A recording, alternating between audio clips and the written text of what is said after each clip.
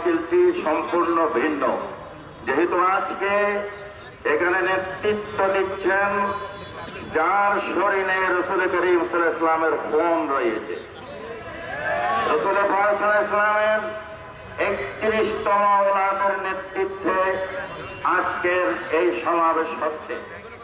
এবং আরেকজন মধ্যমণি এখানে আসছেন যার শরীরে বাইতুল শরফের 9 উপমহাদেশের আলেম সমাজের অগ্রসৈনিক, আলেমদের ঐক্যের যিনি প্রতীক ছিলেন শাহ আব্দুল জব্বার রহমতুল্লাহ আলাইহির খুন যার শরীরে রয়েছে, রাহবারে বাইতুল শরফ আল্লামা আব্দুল হাই নাদভী সাহেবের নেতৃত্বে।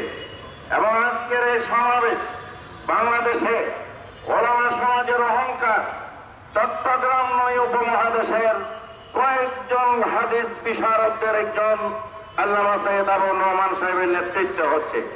আমরা আজকে দাবি জানাবো, বাংলাদেশের আজকের এই সমাবেশ, এই দাবিটা আমরা বিশ্ব সমাজকে জানাচ্ছি।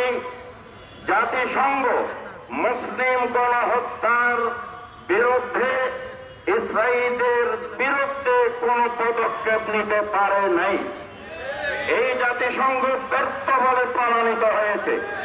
আমরা দাবি জানাবো, মুসলিম একটি জাতিসংঘ গঠন করতে হবে।